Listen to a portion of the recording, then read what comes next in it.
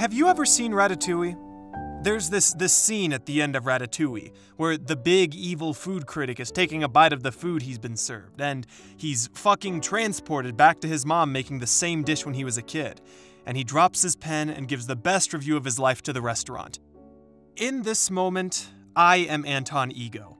Before me is Pokemon Brilliant Diamond and Shining Pearl. Diamond was the first game I ever played, and now, 13 years later, the remakes are in front of me. But how's this gonna end? Is it gonna be like the movie, where I'm taken back to speeding through Diamond on my 8th birthday? Or am I gonna eat the entire dish and then explode and die because it sucks? Does Pokemon Brilliant Diamond and Shining Pearl suck? I've asked that question a lot. Ever since the games were announced, every time there was a little smidgen of information released, constantly as I was playing it. Well, the game has been out for over a month, and I still don't fucking know.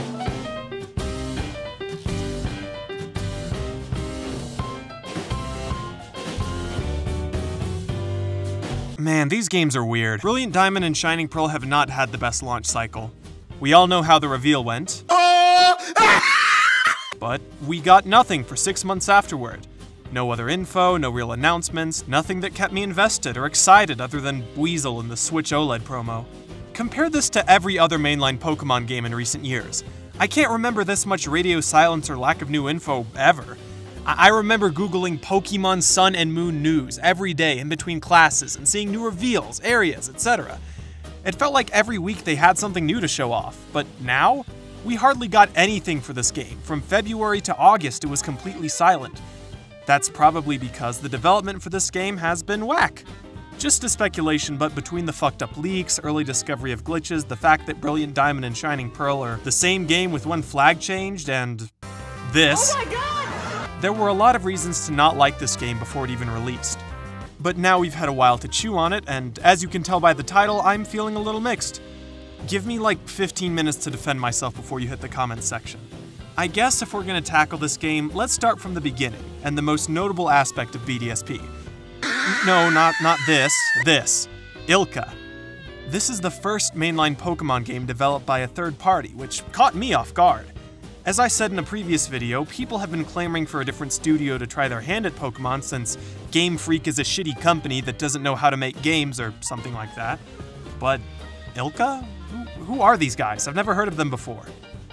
So it looks like these guys aren't a game company at all, but instead an organization dedicated to lactation research and promotion. I should have never doubted them. They seem like the right folks for the job. Real talk, I don't get the decision to have these guys make a whole-ass mainline Pokemon game, considering that their only other Pokemon experience has been... But they did make the Domino's Hatsune Miku app too, so maybe they do know what they're doing. I do like Miku. Jokes aside, why make their first big project be remakes of such beloved games? That seems like something you wouldn't want to fuck up, and certainly not something you want to leave to such an unknown company. Like, have them work on fucking Let's Go 2 and prove that they can make a Pokemon game before giving them a responsibility like this.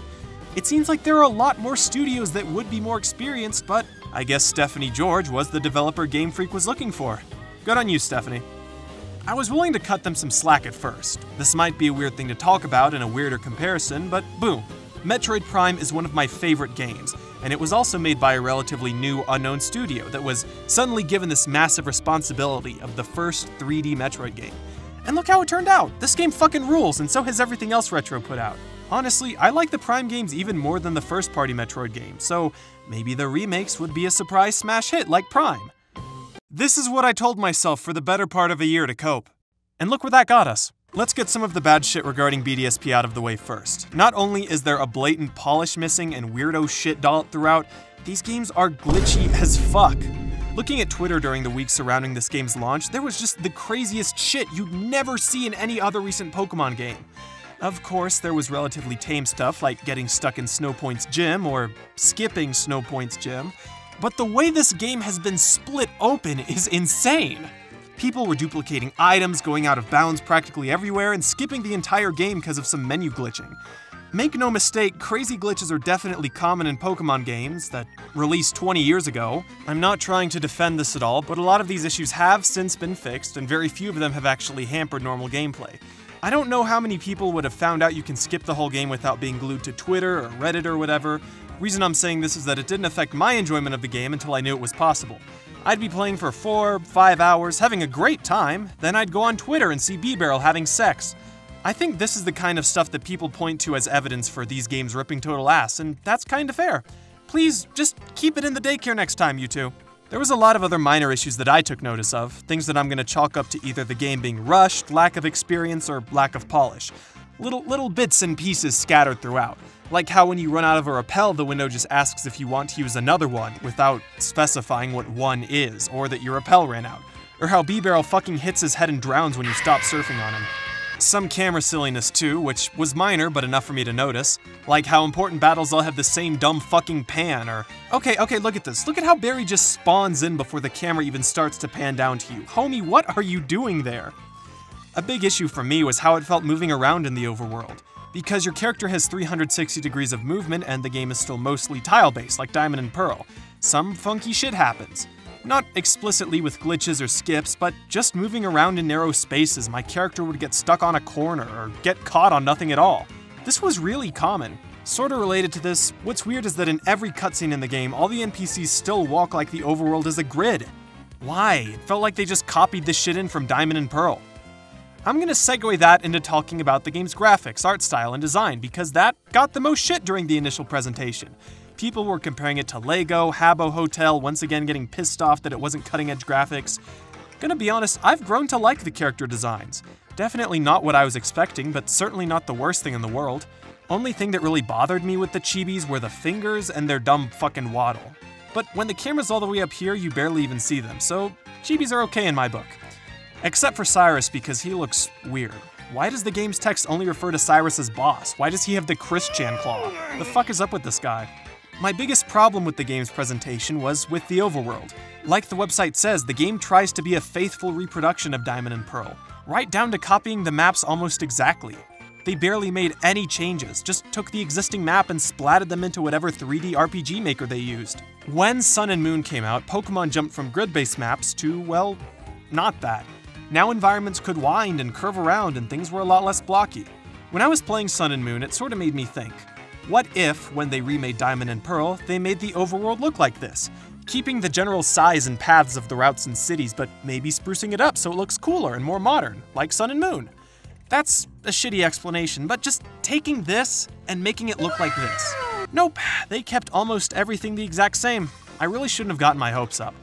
That's not to say the overworld looks terrible, it's the same as Diamond and Pearl, just in 3D now. There are a couple bits of polish that keeps things from looking too stale, like the slight breeze moving the trees, or the water ripples that probably took up most of the budget. Or the snow physics, which kinda sucked. Even if I can draw Among Us.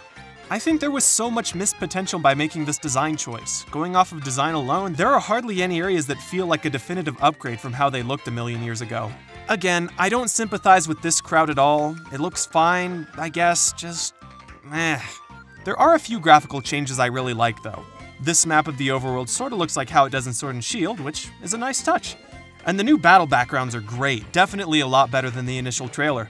This is sort of a weird thing for them to put so much time into. Like, there are custom battle backgrounds for both gyms and gym leaders. And with Team Plasma. The Commander background has more planets than the Grunts backgrounds, and Boss's background over here is even more. It's nice. Okay, let's talk about the soundtrack. The remaking of Gen 4's soundtrack was probably what I was most looking forward to, and also what I was most nervous about. Diamond and Pearl have some of the best music in any Pokemon game. I think a lot of people who aren't fucking idiots would agree. There are so many tracks that are just super iconic or nostalgic. Like, you go into any of those relaxing Pokemon music compilations on YouTube, and the first thing you're gonna hear is, "So when I hear this, I want to kill myself." I was praying that this was some sort of mistake and that the soundtrack would be better than this, and what do I get?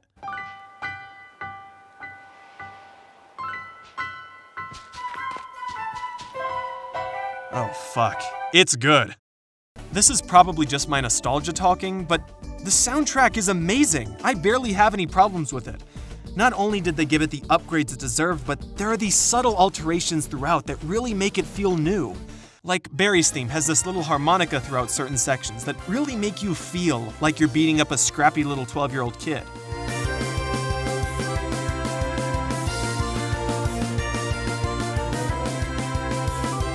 That kind of shit was barely noticeable in the game's original soundtrack. Or the Route 216 theme. Listen to this.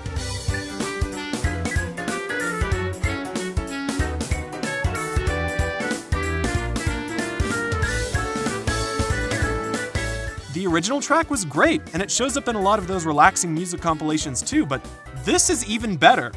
It's got the same vibe, but now instead of hearing it as a MIDI, it feels like I'm stuck in some tiny snowed-in pub and some douchebags who all look like Kelpie G are playing this while I'm on my 5th rum and coke. And the Galactic Commander theme?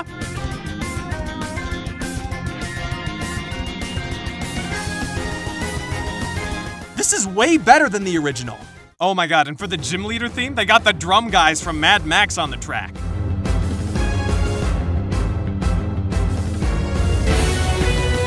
And then they remixed it for the Elite Four with the Mad Max guitar guy on the track. Oh my god, and when it's time to go to the Galactic HQ, as you're walking down those steps, the music starts to build up, and Stephanie George over here is like, "Join the Big Bang!"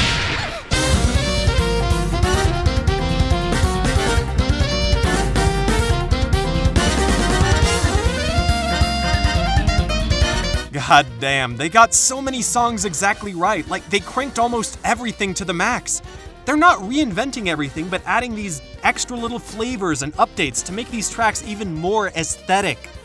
But make no mistake, there are some bad ones, like the Lake Trio theme. Oh my god! Oh, what the fuck is this? Everybody loved the original Lake Trio theme. You'd think it was the last one they would want to fuck up. Like, Jerry Seinfeld going Toho Luna Nights on a slap bass is, pun intended, legendary. This one sounds like fucking Heinz and Hans Schlupeldingle Flapple Dubendorf tag teaming the world's smallest accordion. There's only like one other track that outright misses, but it sucks that this had to be one of the bad ones. Thanks a lot, assholes. There are a few tracks that could be better, like Twin Leaf Town and Route 201 sort of missed the instruments that made the original sound homey, but overall this game's soundtrack is phenomenal. I think this is the highlight of the whole game right here. Wait, they brought this back? This? Holy shit, you have no idea how bad I wanted something like this back.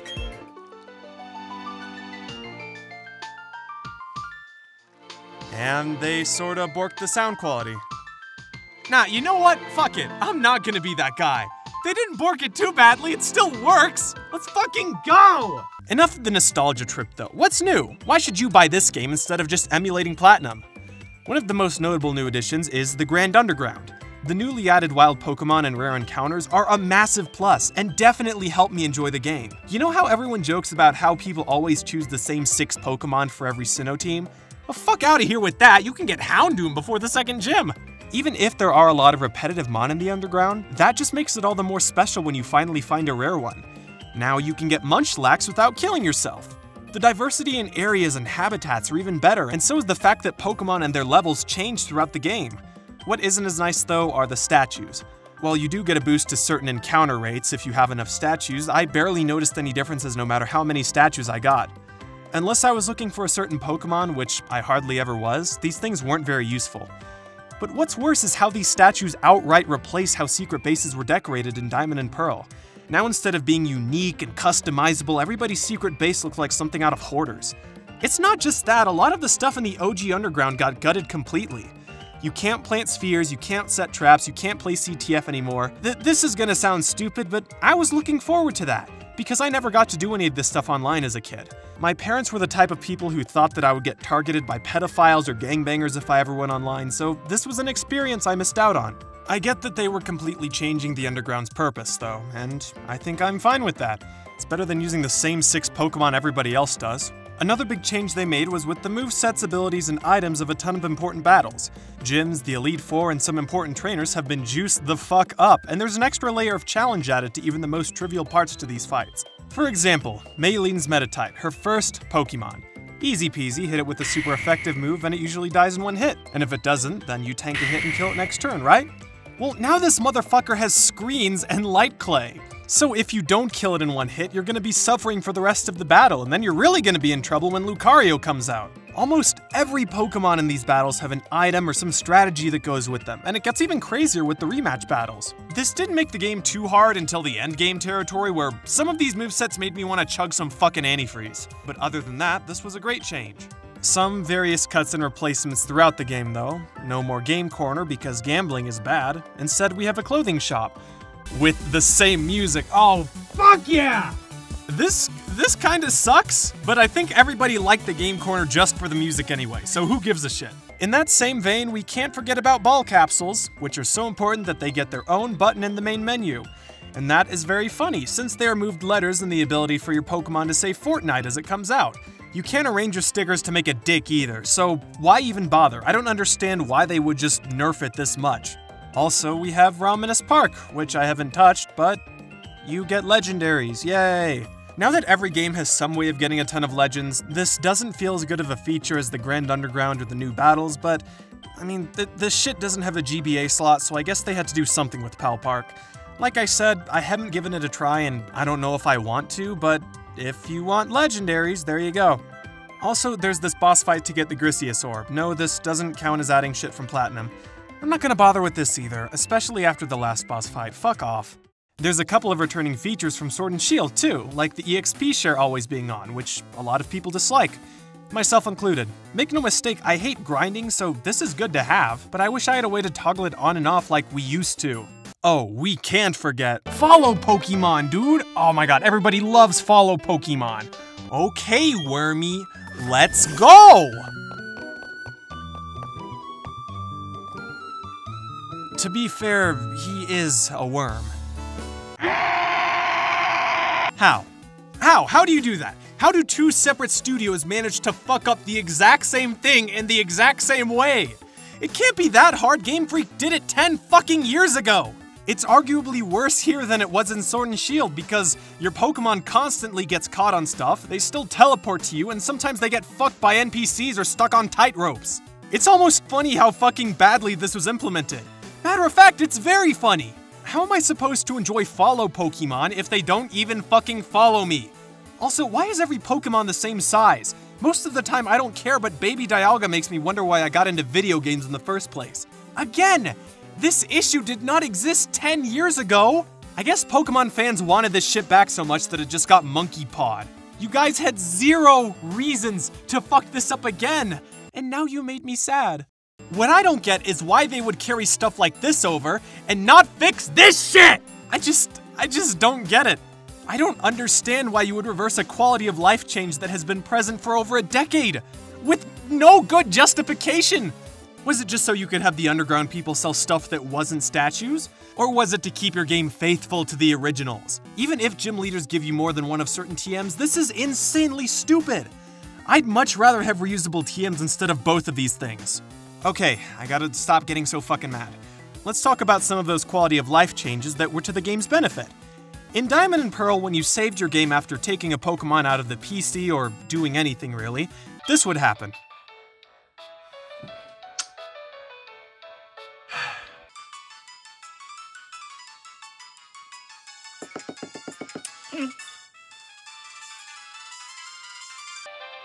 Oh, there we go. This does not happen anymore. And sometimes when you fight a Pokemon, this would happen.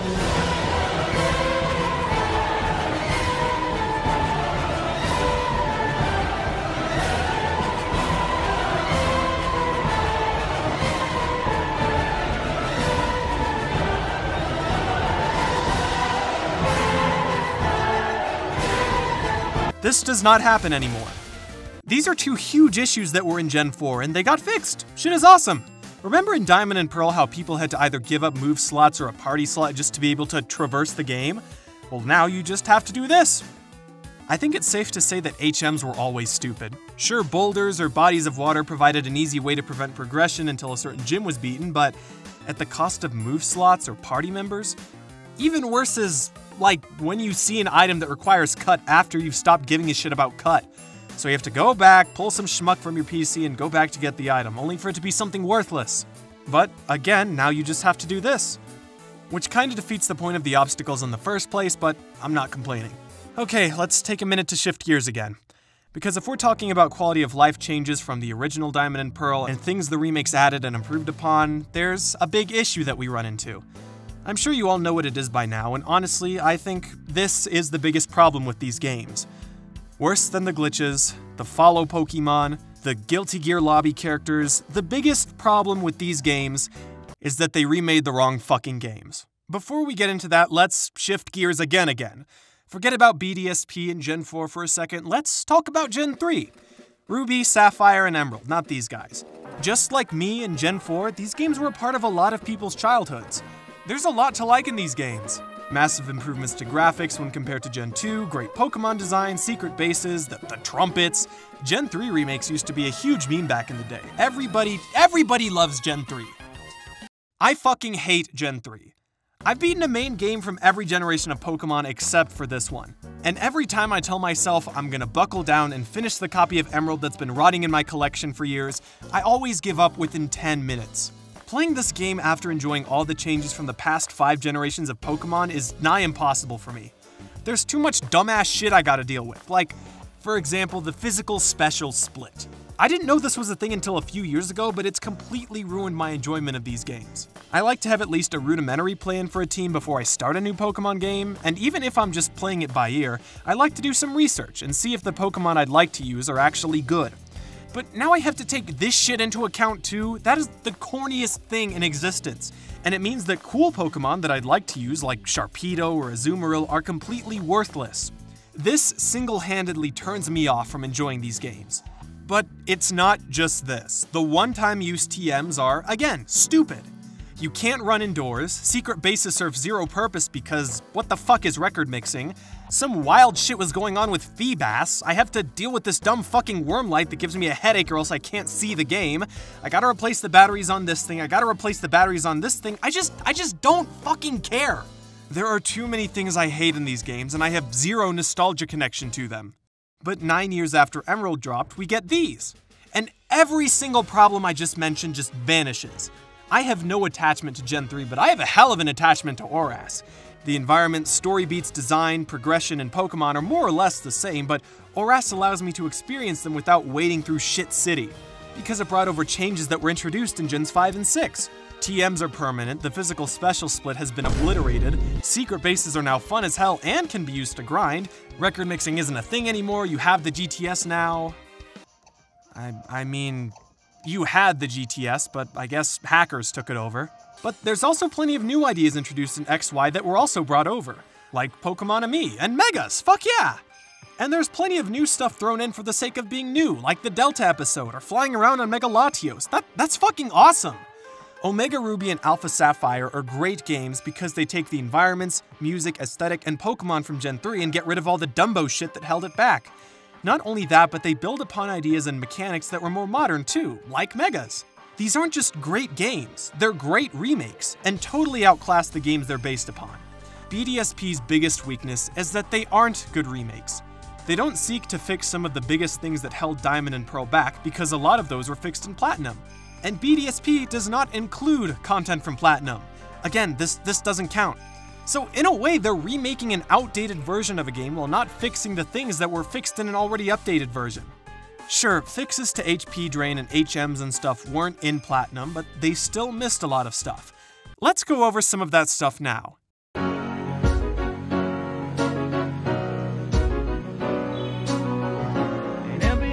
I don't know what I was expecting.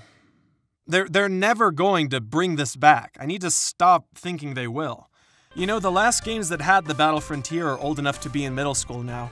I don't care about the Battle Tower on its own. I don't care about it in any game. It's boring. I'm not gonna spend hours grinding against repetitive teams with stupid movesets for TMs I can only use once. If you're gonna feed me this shit, feed me some real wacko shit. Give me funny battle facilities. Give me some music that's gonna blow my dick clean off. Dude, can you imagine if this shit got remastered? Oh, there's this too, which is another one of my go-tos when I think about things Platinum added. The Wi-Fi Plaza probably isn't as huge as I'm making it out to be, but I mean, dude, I only got to do this once as a kid. It would be cool. It would be really cool. Probably the biggest thing that Platinum fixed, which I think is BDSP's #1 problem, is that there are no Pokemon in Pokemon Diamond and Pearl. Remember earlier in this video when I talked about how people always use the same 6 Pokemon for Sinnoh playthroughs?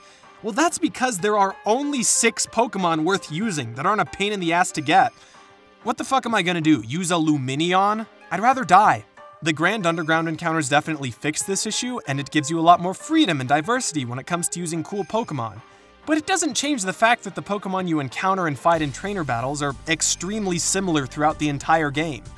Every route has Zubat, every trainer has Geodude, every Plasma Grunt has the same 5 lines of Pokemon, what the fuck? This is partially because the Sinnoh Pokédex doesn't have every Sinnoh Pokemon in it. A sizable percent of the Pokemon introduced in Gen 4 were evolutions of Mon from previous gens, which is cool. I love these guys, but do you know how many are obtainable in Diamond and Pearl before hitting the post-game? 5! 5 of them! Grand Underground mostly makes up for this, but it doesn't fix the fact that 90% of the Pokemon you're fighting throughout the game are Zubat. Platinum definitely fixes this. It only adds like 60 Pokemon to its regional Pokédex, but fighting trainers and progressing through the game is a lot more fun because of it. Now you can get Evolutions, Rotom, fucking Magnemite. 60 Pokemon might not sound like a lot, but it's a huge difference. I mentioned in a previous video how similar Platinum was to Diamond and Pearl, and how one of the only major differences was more fire types. I'm a dumbass, because adding a few more fire-type Pokemon is the difference between this and this. Just 2 electric types are the difference between this and this. It's such a small change, but without it, the game feels like a slog at certain points. Oh, but they're faithful remakes. We can't forget about that. We are faithfully reproducing the world of Sinnoh.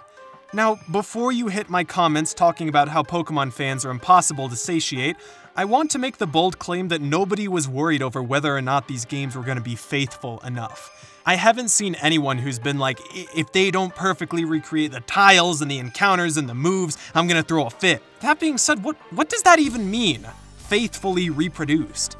Like, how faithful are we talking here? The almost 1-to-1 updated copy of the world? The updated music? Yeah, that's pretty faithful, I guess.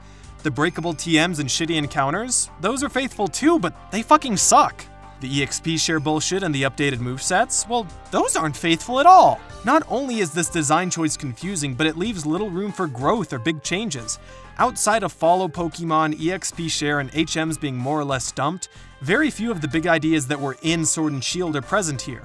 Say what you will about Dynamax, the Wild Area, Pokemon Camp, love or hate them, none of these ideas are expanded upon or included in BDSP, and I think that hurts.